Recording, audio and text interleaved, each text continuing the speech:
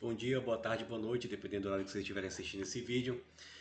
Na aula de hoje eu vou mostrar para vocês como calcular algumas estatísticas descritivas, né, através das funções que já existem no R, né?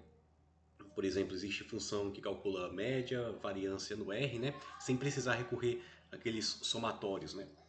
Na aula passada eu expliquei aquilo lá para vocês, mas para vocês aprenderem a manipular com expressões matemáticas, né? Inclusive expressões que tem ali o somatório no meio, certo? Bem, então o que a gente vai fazer na aula de hoje? Né? A gente vai utilizar esse conjunto de dados referente à renda, né, de 10 trabalhadores, ok? Então vamos rodar essa linha de comando para guardar esses salários, né, no objeto renda, ok? Então fica como sendo um vetor de 10 valores e vamos calcular algumas estatísticas descritivas. Né? Então, por exemplo, a gente aprendeu a calcular a média, né? E a gente pode calcular essa média utilizando o comando min, certo? Então, min renda fornece a média desses valores, né? Então, a renda média desses trabalhadores é de R$ 5.000, R$ 5.180, certo?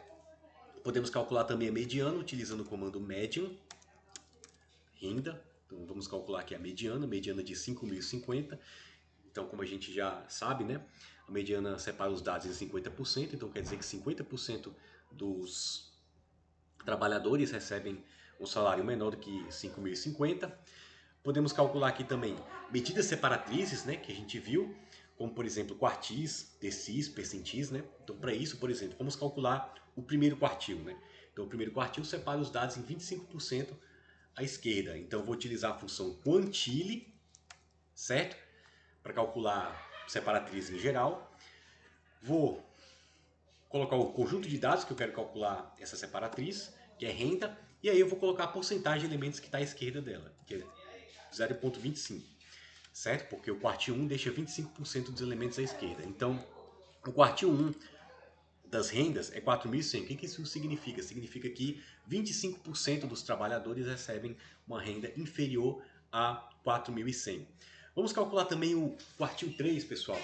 O quartil 3 vai ser calculado com sendo quantile renda 0,75, porque deixa 75% dos elementos à esquerda, certo?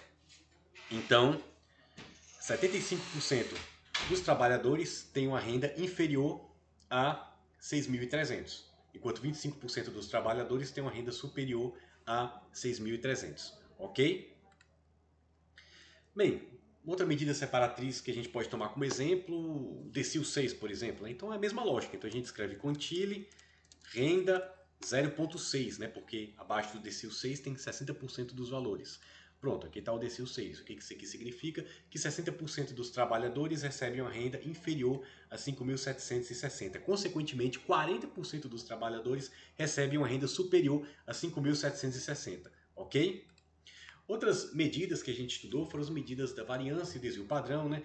A variância ela pode ser calculada utilizando o comando var, certo? Então eu só escrevo var renda, né? Essa variância é uma variância amostral, certo? No R não tem o comando para calcular a variância populacional, só a variância amostral. Então, se eu rodo isso aqui, eu tenho que a variância das rendas vai ser de 3.001.778, né? E o desvio padrão é calculado pelo comando SD. Então eu vou colocar SD renda, certo? Vai dar R$ 1.732, ok? Esse é o desvio padrão. Outra medida que a gente viu foi o coeficiente de variação, que nada mais é do que o desvio padrão sobre a média. Não existe uma função específica no R que calcula, mas basta a gente utilizar desvio padrão de renda, SD de renda, dividido por média de renda, né? Porque essa é a forma do coeficiente de variação, desvio padrão sobre média, certo? E aí a gente obtém 33,44%, 45%, melhor dizendo, né? Certo? Outras medidas que a gente pode utilizar é o mínimo e o máximo, né? Por exemplo, o mínimo de renda vai obter a menor renda entre todas essas rendas, né? Que é 2.600. E max vai obter a maior renda dentre todas essas, que é de 8.000, ok?